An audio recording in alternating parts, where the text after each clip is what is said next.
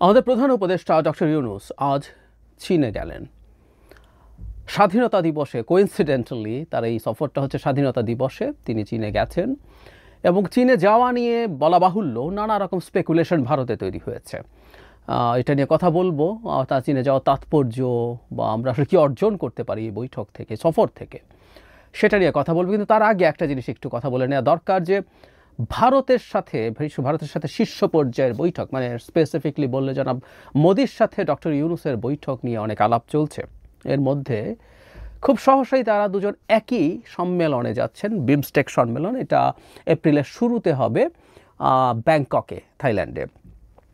আমাদের প্রধান উপদেষ্টা চীন থেকে দেশে আসবেন, এসে উনি ওখানে আবার যাবেন, এবং সেখানে গিয়ে তিনি জনাব মোদির সাথে একটা সাইড লাইনে দ্বিপাক্ষিক বৈঠক চেয়েছিলেন।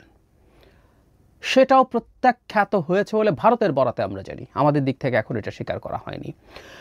একটা প্রশ্ন আসতে পারে, এই প্রশ্নটা নিয়ে আসলে কথা বলতে চাই। সেটা হচ্ছে বারবার এই কারণে বলছি, অন্তত আরেকবার আমাদের প্রধান উপদেষ্টার দিক থেকে একটা মাল্টিল্যাটারাল সম্মেলনে জনাব মোদির সাথে বাইল্যাটারাল মিটিং চাওয়া হয়েছিল সাইডলাইনে। সেটা হচ্ছে জাতিসংঘের সাধারণ পরিষদের যে বৈঠক, যেখানে জনাব বাইডেনের সাথে সাইডলাইন বৈঠক হয়েছিল, সেখানে মোদির সাথেও বৈঠক চাওয়া হয়েছিল বাংলাদেশের দিক থেকে, কিন্তু মোদি সেটাকে এড়িয়েছেন তার সফরসূচিকে অ্যাকোমোডেট করতে পারছেন না এটা অজুহাত দেখিয়ে। আসলে তিনি দেখা করতে চাইলে সে সময় হতো, তিনি চাননি, তিনি সেটা ডেলিবারেটলি অ্যাভয়েড করেছেন, আবারও করলেন। বিমস্টেকেও দেখা হচ্ছে না, এরকম বলা যায়।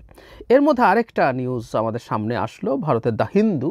সেখানে দ্য হিন্দুকে আমাদের প্রধান উপদেষ্টার প্রেস সচিব মিস্টার শফিকুল আলম বলেছেন, আমি একটু পরিমানব জমিন এই রিপোর্ট থেকে একটা রিপোর্ট করেছে, সেটা হচ্ছে এরকম: বাংলাদেশের প্রধান উপদেষ্টা ডক্টর মোহাম্মদ ইউনূস চীনের আগে ভারত সফর করতে চেয়েছিলেন বলে জানিয়েছেন প্রেস সচিব শফিকুল আলম, তবে ঢাকার অনুরোধে সাড়া দেননি দিল্লি।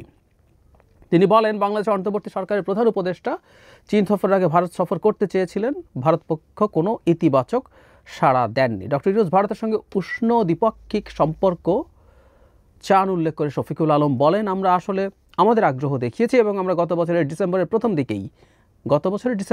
দিকেই ভারতীয় পক্ষকে প্রধান উপদেষ্টার ভারত সফরের জন্য ভারতকে অনুরোধ করেছি। চীন সফর চূড়ান্ত হওয়ার কয়েক সপ্তাহ আগে দিল্লিকে এ বিষয়ে অবহিত করা হয়। দুর্ভাগ্যবশত এতে কোনো ইতিবাচক সাড়া মেলেনি। আমরা তাহলে বুঝতে পারছি ঘটনাটা কি ঘটেছে। এখন এই যে বারবার দ্বিপাক্ষিক বৈঠক চাওয়া হয়েছে, একেবারে ভারত সফর করতে চেয়েছিলেন আমাদের প্রধান উপদেষ্টা, এছাড়া মাল্টিল্যাটারাল বৈঠকের মধ্যে দ্বিপাক্ষিক বৈঠক চাওয়া হচ্ছে, অ্যাপারেন্টলি মনে হতে পারে যে আমাদের দিক থেকে আমরা অনেক দুর্বলতা দেখাচ্ছি কিনা, বিশেষ করে যখন প্রত্যাখ্যাত হচ্ছি। জাতিসংঘের সাধারণ পরিষদে যেখানে দুজনই গেছেন, সেখানে কিছুটা সময় করে আমাদের প্রধান উপদেষ্টার সাথে একটা সৌজন্য ধরনের বৈঠকও ভারত করেনি, এটা আমাদের মনে থাকার কথা। কিন্তু সেই সম্মেলনেই আমি যতদূর মনে করতে পারি চীনের যিনি পররাষ্ট্রমন্ত্রী, তার সাথে আমাদের প্রধান উপদেষ্টার বৈঠক হয়েছিল। অনেকের সাথেই হয়েছে, তার মধ্যে তার সাথেও হয়েছে। পরবর্তীতে বাংলাদেশ দ্বিপক্ষীয় সফরে বাংলাদেশের প্রধান উপদেষ্টা ভারত যেতে চেয়েছেন, সেটাকে তারা ডিক্লাইন করেছে, এবং সর্বশেষ বিমস্টেকেও তারা অ্যাগ্রি করছে না। এখন ওই যে বললাম যে ক্রমাগত একটার পর একটা প্রত্যাখ্যানের পর আবারও চাওয়াটাকে আমরা কিভাবে দেখব? প্রথম কথা, আমরা চেয়ে কি খুব বেশি মেরুদণ্ডহীনতা দেখিয়েছি? আমি একটা কথা প্রায় বলি, সেটা হচ্ছে আমরা যারা ক্ষমতায় নেই, দায়িত্বে নেই, যারা বাইরে আছি, তারা অনেক কিছু বলতে পারি। পারলে ভারতের সাথে যুদ্ধ লাগিয়ে দিতেও আমরা অনেকে প্রস্তুত, আমরা যুদ্ধে নেমে যাব, ভারতের সেভেন সিস্টার্সকে আলাদা করে দিতে হবে, এই নানান আলাপ টালাপ আমাদের দেশে বিভিন্ন পরিস্থিতিতে লোকজন করছেন। কিন্তু কেউ যখন ক্ষমতায় থাকেন, তাকে অনেক কিছু হিসাব করতে হয়। ভারতের সাথে আমাদের প্রচুর এনগেজমেন্ট ছিল, আছে এবং থাকবে। অন্তত আমরা দুজনের প্রতিবেশী, যেটা আমরা কেউ পাল্টাতে পারি না। সো এখানে জিওপলিটিক্যাল গুরুত্বপূর্ণ হিসাব আছে, এখানে ইন্টারন্যাশনাল পলিটিক্সের নানান ইকুয়েশনস আছে। সব কিছুকে একত্রে রেখে ভারতের সাথে এনগেজমেন্ট ইজ ইম্পর্ট্যান্ট, তবে সেটা সমমর্যাদার ভিত্তিতে। খেয়াল করি আমরা ডক্টর ইউনূসের মতো মানুষ, যিনি ভারতের সাথে শত্রুতা করছেন বলবো না, কিন্তু ভারতের সাথে তিনি মাথা উঁচু করে, মেরুদণ্ড সোজা করে, শক্ত করে ভারতের চোখে চোখ রেখে কথা বলছেন, সেই ডক্টর ইউনূসও কিন্তু এই ধরনের একটা বৈঠক চেয়েছেন দ্বিপাক্ষিক। কারণ দুই পক্ষেরই উচিত তাদের দিক থেকে উত্তেজনা কমিয়ে আনা, ডিএসকালেট করা বলি আমরা যেটাকে, টেনশনের। কিন্তু সেটা ভারত করতে চাইছে না। এই বার্তা আসলে এখন অন্তত 3বারের পর এটা খুব খুব পরিষ্কার। সো ডক্টর ইউনূসের জায়গা থেকে তিনি আসলে এই চাওয়াগুলোর মাধ্যমে এটা প্রমাণ করতে পারলেন যে তার দিক থেকে অন্তত দ্বিপাক্ষিক সম্পর্ককে উন্নত করার চেষ্টা ছিল। মানে কখনো যাতে এই অভিযোগ না আসে আমাদের উপরে যে আমরাই তাদের সাথে অনেক বেশি শত্রুতা করেছি, মানে ভারত আমাদের সাথে শত্রুতা করেছে। সব কিছু আসলে ভারতেরই চাওয়া উচিত ছিল যে একটা দ্বিপাক্ষিক বৈঠক হোক, কিন্তু সেটা না চেয়ে রাদার আমরা চাইলাম, সেখানেও শত্রুতা করে তারা এই ধরনের প্রত্যাখ্যান দেখিয়েছে। ভারতের মিডিয়াতেও যখন এই নিউজ গেল, দ্য হিন্দুতে জনগণও জানলো যে আমাদের দিক থেকে আমরা চেষ্টা করেছি এই টেনশনটা কমিয়ে আনার জন্য, কিন্তু সেটা ভারত অ্যাগ্রি করেনি। সো এই বিবেচনায় কয়েকবার চাওয়া, এটা নিয়ে 3বার অন্তত হলো, এই চাওয়াটাকে আমি আসলে ভুল বলে মনে করি না। কেউ কেউ বলতে পারেন যে আমরা ভারতের সামনে অনেক বেশি নতজানু হয়ে পড়লাম কিনা। তবে আমি একটা জিনিস মনে করি, সর্বশেষ বিমস্টেকে যে সাইডলাইনে দ্বিপাক্ষিক বৈঠক চাওয়া হয়েছে, সেটা ডিক্লাইন করার পর থেকে আসলে বাংলাদেশের দিক থেকে আর একবারও মোদির সাথে ডক্টর ইউনূসের বৈঠক চাওয়া উচিত না, কোনোভাবেই না। দ্বিপাক্ষীয় বৈঠক তো বটেই, কোনো মাল্টিল্যাটারাল কোনো সম্মেলনে যদি তারা দুজনই যান, সেখানেও চাওয়া উচিত না। এবার ভারতের পালা, ভারতকে চাইতে হবে শীর্ষ কোনো বৈঠক আমাদের প্রধান উপদেষ্টার সাথে হবে কিনা। আমি ধারণা করি ভারত এটা আসলে চাইবে না, করবে না, কারণ তারা সিদ্ধান্ত নিয়েছে তারা এই সরকারকে তীব্রতম চাপে রাখবে। 2 শীর্ষ নেতা যদি বসেন, সেটা চাপটাকে, স্ট্রেসটাকে অনেকটাই রিলিজ করে দেয়।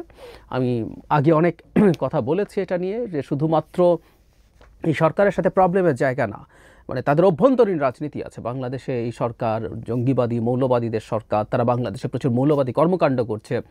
বিশেষ করে পশ্চিমবঙ্গের যে বিধানসভা নির্বাচন আছে আগামী বছর 26 মার্চ এপ্রিলের দিকে, তার আগ পর্যন্ত তারা এই ধরনের রেটরিক চালিয়ে যাবে। এটা অন্যান্য রাজ্যেও তাদের যে রাজনীতি আছে সেটাকে হেল্প করবে।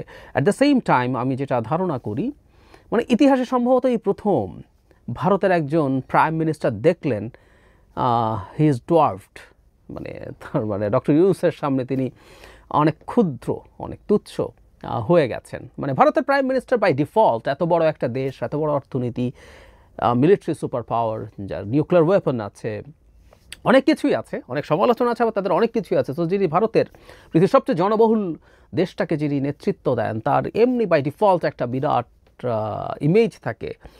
আমাদের তুলনামূলকভাবে অনেক ছোট, তুলনামূলকভাবে অনেক কম ক্ষমতাশালী একটা দেশের প্রধানমন্ত্রী বাই ডিফল্ট তার চেয়ে নিচে থাকবেন। কিন্তু ডক্টর ইউনূসের মতো ব্যক্তিত্ব থাকার কারণে জনাব মোদি তার ছায়ায় ঢাকা পড়ে যান। এটা সম্ভবত মোদি নিতে পারেন না ব্যক্তিগতভাবে নিতে পারেন না। এই কারণে বলছি, মোদিদের মতো মানুষ যারা আসলে গণতান্ত্রিক ব্যবস্থায় নির্বাচিত হয়ে আদতে ফ্যাসিস্ট এবং স্বৈরাচারী, যারা বিরাট শক্তিমান হিসাবে নিজকে পোট্রে করার চেষ্টা করেন জনগণের সামনে, সেই মানুষটা যখন একটা মাল্টিল্যাটারাল জায়গায় যাবেন এবং ডক্টর ইউনূসের সামনে তাকে ছোট বলে মনে হবে, সেই জিনিসটা তার ছায়ায় ঢাকা পড়ছেন, ওভারশ্যাডোড হচ্ছেন, এই জিনিসটা মোদি মেনে নিতে পারে না। প্লাস যেহেতু সরকারের পতন হয়েছে এবং সেই সরকারের পতনের পরপরই ডক্টর ইউনূস ক্ষমতায় এসছেন, আমরা একটা কথা মনে রাখবো, শেখ হাসিনার কোনো পদক্ষেপ ভারতের এন্ডোর্সমেন্ট এবং পরামর্শ ছাড়া হয়েছে বলে আমরা মনে করি না। সুতরাং ডক্টর ইউনূসকে যে হয়রানিও করা হয়েছে, সেটার পেছনেও ভারতের সায় এবং হয়তো পরামর্শই ছিল। সুতরাং তাদের সাথে ব্যক্তিগত, ডক্টর ইউনূসের প্রতি তাদের ব্যক্তিগত ক্ষোভ, ক্রোধ, ঘৃণাও থাকার সম্ভাবনা আছে, কারণ তারা যেভাবে ডক্টর ইউনূসের সরকারকে সমস্যায় ফেলার চেষ্টা করছেন ভায়া ডিসইনফরমেশন, মানে আমি শুধুমাত্র ভারতের মিডিয়ার কথা বলছি না, তাদের সরকারের দিক থেকেও তারা যে আচরণগুলো করছে। বটম লাইন হচ্ছে, আমরা চাই প্রথমত এই তথ্যগুলো যখন সামনে আসছে, অনেকেই এটাকে বলার চেষ্টা করবেন যে আমরা বা ডক্টর ইউনূস নতজানু হয়ে গেছেন কিনা। আমি এটা একেবারেই মনে করি না। উনি যা করেছেন সঠিক কাজ করেছেন। ডিপ্লোম্যাসিতে এটাই হয়, টাফ হওয়া, মাঝে মাঝে আবার কিছু সদিচ্ছার সাইন দেখানো। এখন আমার বক্তব্য হচ্ছে, এটা দেখানো যথেষ্টের বেশি হয়ে গেছে। আর একবারও ভারতকে এই ব্যাপারে বাংলাদেশের দিক থেকে এক্সপেক্ট করার কিছু নেই। এবার যদি আবার করি, এতবার পরেও, সেটা আলটিমেটলি আমাদের নতজানু অবস্থারই প্রকাশ করবে, এবং যত নতজানু হয়েছে আমরা দেখাবো ভারতকে, সেই জিনিসটা আসলে ভারত তার দিক থেকে তত শক্ত হয়ে যাবে। সুতরাং এটা আমাদের মাথায় রাখা দরকার আছে। নতজানু ক্রমাগত হতে থেকে আসলে আর লাভ হবে না, নতজানু সে যদি মনে করে ফেলেন। সো আমরা এবার চুপ থাকবো, ভারতকে আসতে হবে, জনাব নরেন্দ্র মোদীকে তার জায়গা থেকে আগ্রহ প্রকাশ করতে হবে। তিনি বাংলাদেশের প্রধান উপদেষ্টার সাথে বসবেন এবং তিনি এক্সিস্টিং যে স্ট্রেস যে টেনশন আছে সেগুলো ডিএসকালেট করবেন। দুই দেশেরই সংকট হচ্ছে এবং বিশেষ করে ভারতের দিক থেকে তাদের নিজের নাক কেটে পরে যাত্রাভঙ্গ করা ধরনের এক ধরনের কাজ আমরা অর্থনৈতিক ক্ষেত্রে দেখতে পাচ্ছি। এছাড়া সিকিউরিটি ইস্যু তো আছেই। এই যে চীনে যাচ্ছেন, চীনে যাওয়াটা ইন এনি কনসিডারেশন ভারতের জন্য একটা স্ট্রেসের জায়গা, কারণ চীন চাইবে এই সময়ে বাংলাদেশের সাথে সম্পর্ক অনেক বেশি, প্রয়োজনের চাইতেও বেশি ডেভেলপ করতে। পাকিস্তান সেই চেষ্টা করছে। এখন ভারত যদি মনে করে সেই ব্যাপারগুলো নিয়ে বাংলাদেশের সাথে কথা বলবে, তাহলে সম্পর্কটাকে ডিএসকালেট করতে হবে, টেনশনটাকে সম্পর্কটাকে নর্মালাইজ জায়গায় এনে, নর্মাল জায়গায় এনে তারপর আলাপ করতে হবে। এবার ভারতের পালা। প্রিয় দর্শক, এতক্ষণ আমরা ওনার কথাগুলো শুনছিলাম এবং উনি যে বিষয়গুলো বলেছেন, ইন্টার গভর্নমেন্টের প্রধান ওনার সঙ্গে ইন্টার গভর্নমেন্টের মোদী সরকারের বৈঠকের বিষয়গুলো উনি তুলে ধরেছেন এবং সেখানে এর আগেও বাংলাদেশের পক্ষ থেকে মিটিং এর কথা বলা হয়েছে, কিন্তু তা ওনারা রাজি হয় নাই। সেই দিক থেকে নতুন ভাবে বাংলাদেশের পক্ষ থেকে আবার একটি মিটিং এর আলোচনা, এটি অবশ্যই বাংলাদেশের ইমেজকে ছোট করার একটি বিষয় রয়েছে।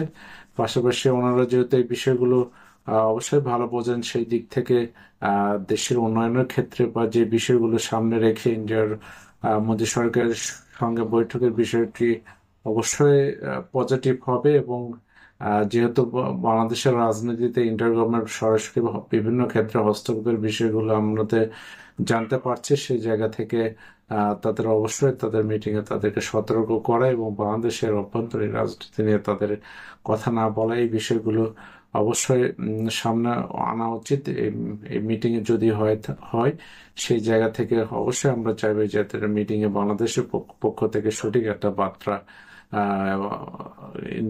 ভারতের গভর্নমেন্টকে দেয়া, যেখানে তারা তাদের বিষয়গুলো অবশ্যই বাংলাদেশের প্রেক্ষাপটগুলো বুঝতে পারবে এবং বাংলাদেশকে তাদের নিজেদের মতো করে দেশ চালানোর বিষয়গুলো অবশ্যই তারা ভেবে দেখবে। তো আজকে এই পর্যন্ত। আল্লাহ হাফেজ।